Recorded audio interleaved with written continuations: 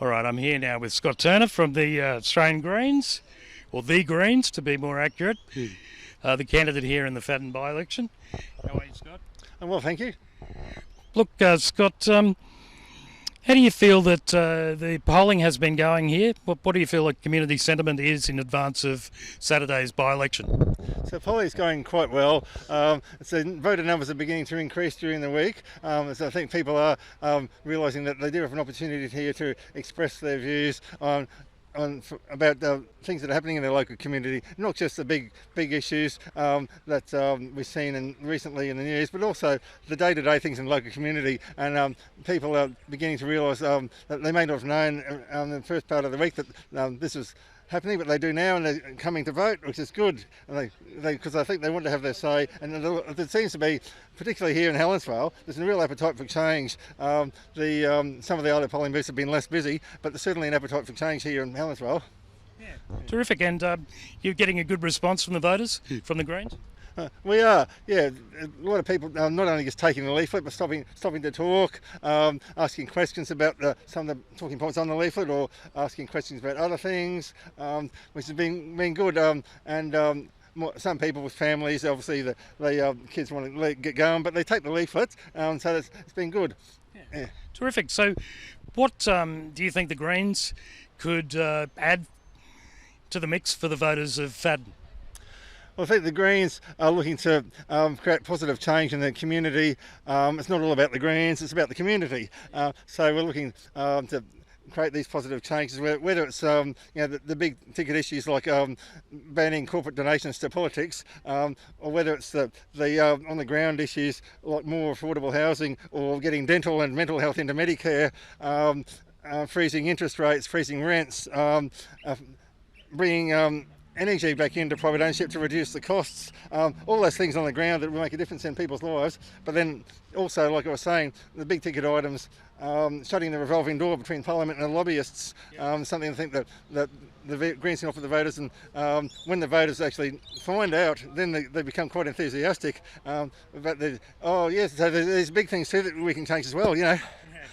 Do you think that there is in the media a little bit of a concentration on the two major parties, and they sometimes forget that the Greens are, quite a substantial party in their own right?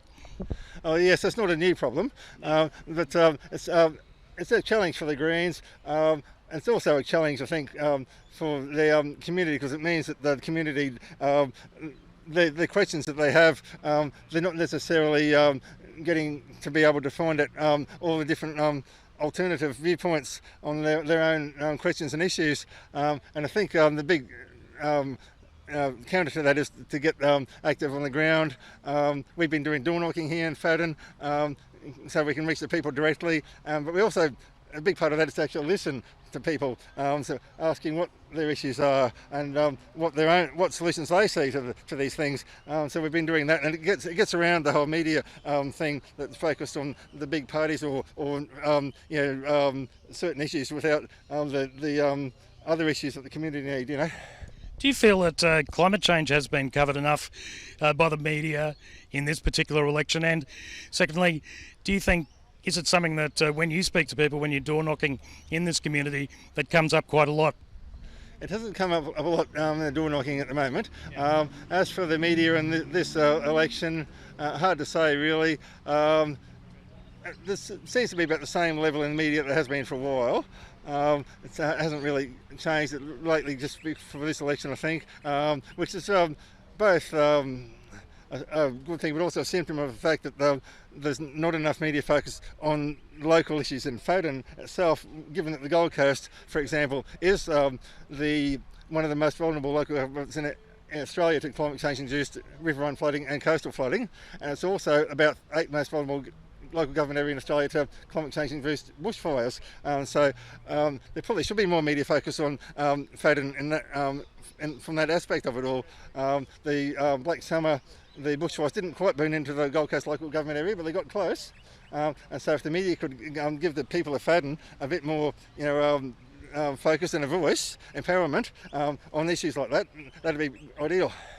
One of the issues that Independent Australia has covered quite a lot is Development on the Gold Coast, which has been impinging upon green spots, and in particular the environment of one of our most cherished national symbols and native animals, koalas, something that I believe might be impinged on the northern part of Helensvale here.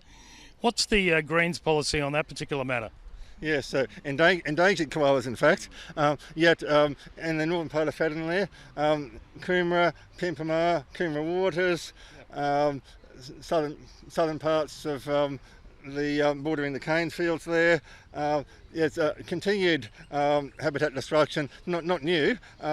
I used to drive past with veteran conservationists when I was at the university, and they'd point out, oh look, there goes plot 38 up in smoke. Oh, there's the bulldozer on plot 52. But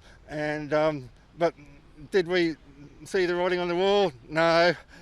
And now sadly we've got to the stage where our national icon is endangered, and I think they can always point to offsets or a new national park in New South Wales, but it's a death by 1,000 cuts basically, and it's time I think to have a rethink of what we want and how we do our urban planning, and whether we decentralise work out of Brisbane or stop building out and go up. But we want to consult the community before we go too radical. But yeah, it's obviously, like I say, death by 1,000 cuts for our native wildlife.